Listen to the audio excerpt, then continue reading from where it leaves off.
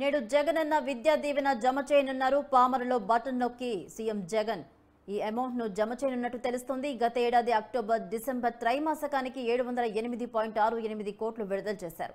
ఉన్నత విద్యను అభ్యసిస్తున్న 9.44 లక్షల మందికి లబ్ధి చేకూరనుంది.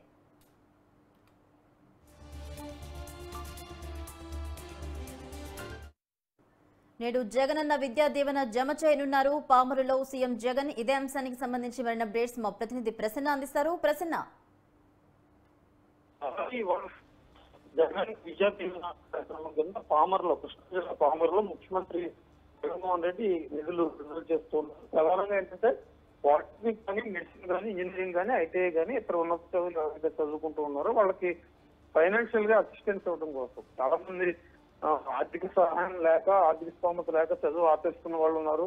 హాస్టల్ ఫీజులు భరించలేక కూడా ఆపేసుకున్న వాళ్ళు ఉన్నారు. వీళ్ళందరికీ కొంత చేయూత ఇవ్వడం కోసం గత 3 సంవత్సరాలుగా ఈ కార్యక్రమాన్ని ఆంధ్రప్రదేశ్ ప్రభుత్వం ముఖ్యమంత్రి జగన్మోహన్ రెడ్డి నేతృత్వంలో అమలు చేస్తుంది. అందులో భాగంగా అక్టోబర్, నవంబర్, డిసెంబర్ 3 నెలలకు సంబంధించి నిధులు సుమారు 100 కోట్లు విడుదల కానున్నాయి. మొత్తం దీంతో కలిపి ఇప్పటివరకు 18,000 కోట్ల రూపాయలు జగనన్న విద్యా దీవెన, జగనన్న వసతి దీవెన కింద ఆంధ్రప్రదేశ్ ప్రభుత్వం విడుదల చేసింది. ఇవాళ ముఖ్యమంత్రి పామర్లో దీన్ని బటన్ నొక్కి నిధులు విడుదల చేస్తున్నారు.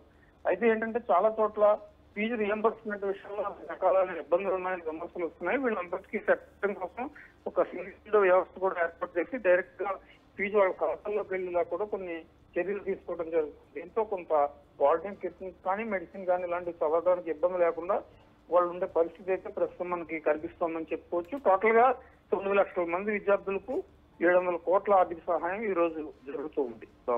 Right, thank you Prasanna.